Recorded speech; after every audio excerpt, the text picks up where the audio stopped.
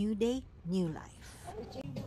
Nag-stop over sa kadali sa bangkerohan kay nagpalit og squid while waiting nagdidi ang bugoy kay gigutom. After 1 hour naman siguro ni nakaabot na jud ni sa Welcome to Tagum City. Kaning bataan ni matulog jud ni siya sa biyahe aron inigabot sa laaganan taas iyang energy makakiat siya taman. Syempre dili kalimtan ang selfie sa inahan. After 30 minutes naabot nami og Mako. Nindot ni diri nga lugar ba kay ang ma-breathe ni mo na air kay dili polluted. Char, in fairness na po sila ipapine tree diha aside. Environmentalist lang ang peg. After 48 years, nakaabot na jud mi sa maong Cheka. This is the place you can call Pinhasan. Basta unahan mo siya sa Mako. Okay? So you better watch out, you better not cry, you better not out. I'm telling you why. Ang akong iso intaw nastang buguyan na jud ana niya. Hay na lang. In 5, 4, 3, 2, 1, we are now entering the newly found Laaganan. Simple ra jud ni ilahang area. You go straight ahead and then swim and then go home. Dili pod palupig ang amahan, apil po siya sa video. Mama! Daddy!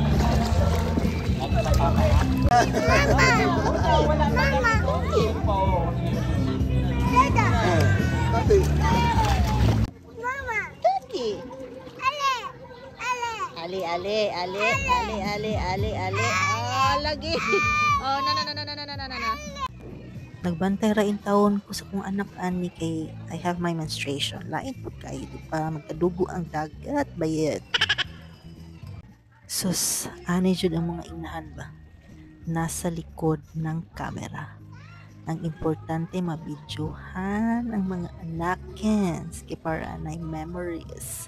Para inig madako na, hala natin tanaw-tanaw, maghilak-hilak, mag-imot-imot. Ang dako na sa kong anak ko. anak god. Siyempre, magmerienda medyo na kay gutumon man kay nag-swim-swim man ka, no? So, naiyahang favorites, das saging.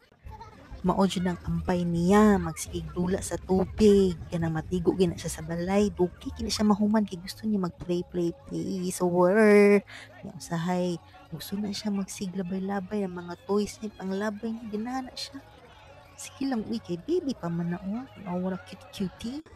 Another favorite fruit sa bugoy, the watermelon. Watermelon. What?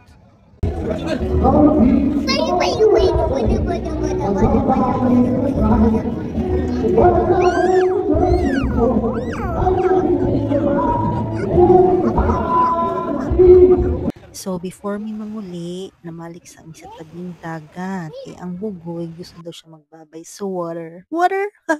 Before mi nakasakay og sakyan na nagdula-dula sa Egypt Stones, diha, nga naabot na sa Picas Resort. Nag-check pa niya mga tao diha. Abot na po sa check na niya sabtan.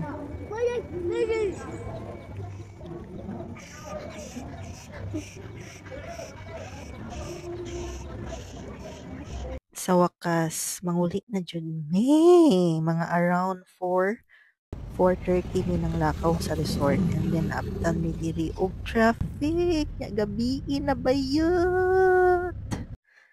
And good night.